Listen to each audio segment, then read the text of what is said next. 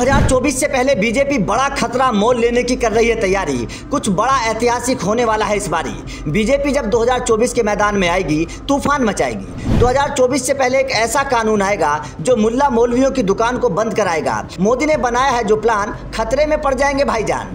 अब मुसलमान अपनी बीवी को तलाक नहीं दे पाएंगे, 4-4 शादियां नहीं कर पाएंगे। मोदी अब ऐसी लगाम लगाएंगे ये सारे राम राम चिल्लाएंगे। जैसे ये कानून बनकर देश में आएगा, हर नागरिक एक ही रंग में रंग जाएगा, हर कोई होगा एक समान, मेरा भारत बन जाएगा महान। जी हाँ जनाब, बहुत बड़ा खतरा है। मोदी का 2024 में जीतने का सपना भी टूट सकता है, लेकिन असली पीएम वही होता है जो देश के लिए सोचे, जो देश की तरक्की के लिए सोचे। सच्चा देशभक्त वही है जिसे अपने देश की जनता से प्यार हो। बस ये समझिए, साल 2024 से पहले वही काम करने वाले हैं मोदी, जो भारत के इतिहास के स्वर्ण अक्षरों में हमेशा के लिए अमर हो जाएगा। जिस कानून को लाने की तैयारी मोदी कर रहे हैं वो पूरे देश को एक सूत्र में बांध देगा। उस कानून के आने के बाद कोई मुसलमान 4-4 शादी नहीं कर पाएगा। मुल्ला मौलवियों की धर्म की आड़ में चलने वाली दुकान बंद हो जाएगी। चलिए अब आपको पूरी खबर बताते हैं। उम्मीद है कि आप इस खबर को शेयर जरूर करेंगे। दरअसल भारत में लंबे वक्त से एक ऐसे कानून को लाने की बात चल रही है जो हर इंसान के लिए एक समान हो। अभी फिलहाल भारत में क्रिमिनल कानून और सिविल कानून है,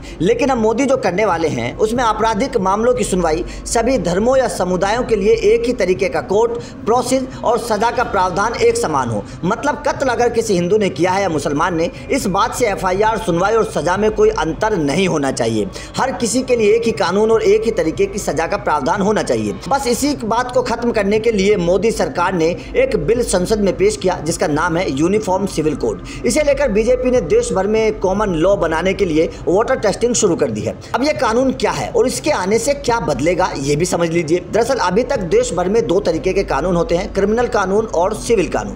क्रिमिनल कानून में चोरी, लूटपाट, हत्या जैसे आपराधिक मामलों की सुनवाई होती है और सिविल कानून में सजा दिलवाने की बजाय सेटलमेंट या मुआवजे पर जोर दिया जाता है। मसलन 2 लोगों के बीच प्रॉपर्टी का विवाद हो या फिर पति पत्नी का मसला हो, किसी भी पब्लिक प्लेस का प्रॉपर्टी विवाद हो, ऐसे मामलों में कोर्ट सेटलमेंट कराता है, पीड़ित पक्ष को मुआवजा दिलवाता है। सिविल कानूनों में परंपरा, रीति रिवाज और संस्कृति की खास भूमिका होती है। भारत में शादी ब्याह और संपत्ति से जुड़ा मामला सिविल कानून के अंदर आता है। यही वजह है कि इस तरीके के कानून को हम लोग पर्सनल लॉ भी कहते हैं। इसमें अलग अलग धर्मों के फैसले अपने अपने हिसाब से किए जाते हैं।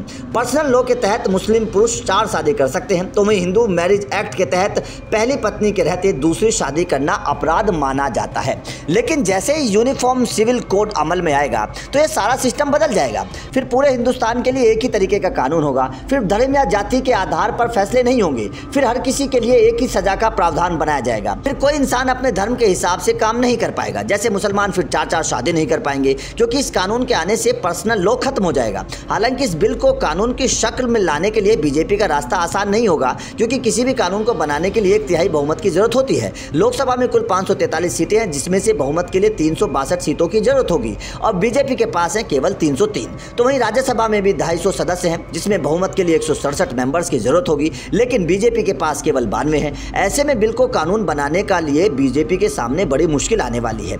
तो आपका इस कानून को लेकर क्या कहना है और क्या आपको लगता है कि ये कानून आना चाहिए? कमेंट करके जरूर बताएं।